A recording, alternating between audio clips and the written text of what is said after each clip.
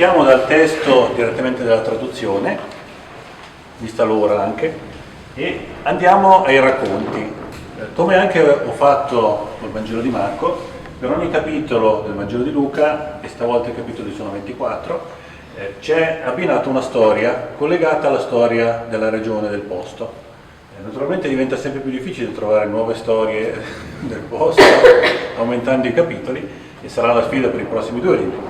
Ma sono riuscito a trovare storie molto interessanti collegate alla vita e alla realtà dei tempi che furono. Questo aratro in Piemonte, mi sembra solo in Piemonte, che viene chiamato Ciloria, o veniva chiamato Ciloria, sempre meno, ancora adesso viene chiamato Ciloria. Sì, dappertutto, però solo in Piemonte. Fuori dal Piemonte non dicono Ciloria. È latino, è Celorea, è proprio latino. È rimasto solo in Piemonte, solo a noi. Ho trovato anche un libro di agraria che dice proprio eccezione, il Piemonte si dice Ciloria. Sì, diceva così. Quindi ho collegato diverse storie, per esempio sono andato a Mezzomenico a vedere come fanno il vino, trovando che il modo di fare il vino, naturalmente prima ognuno faceva il vino migliore degli altri, come lo facevano prima non lo fa più nessuno.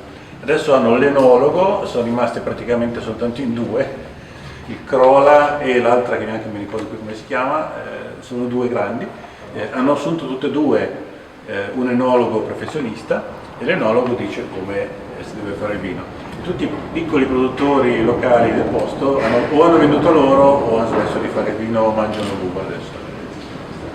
Così è andato, purtroppo sono andate avanti le cose. O forse è meglio così perché adesso la qualità è migliore. Prima si diceva che il vino si faceva finca con l'uga. Volevo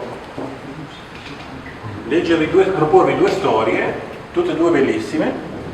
E purtroppo, così come con la Sciura Rizzo, anche con la Sciura d'Ilva Rossi, adesso mi vedrai in registrazione poi, non sono riuscito a convincerla a venire qui, ma ha scritto un pezzo molto bello e naturalmente tocca a me leggervelo.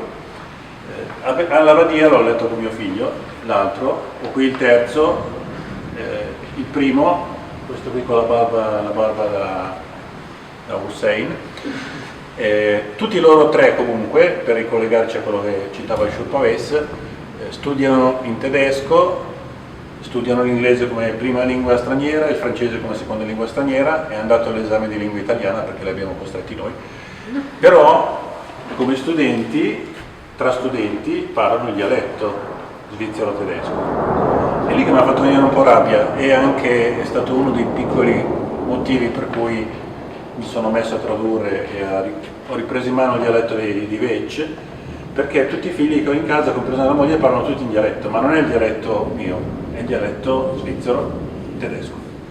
Scelta, come accennava Schulpaves, scelta culturale, sociale e culturale del popolo svizzero per non perdere la propria identità storica e finire mescolati con l'identità tedesca. I tedeschi sono 81 milioni, degli 81 milioni 8 milioni sono turchi, ma comunque lasciamo perdere.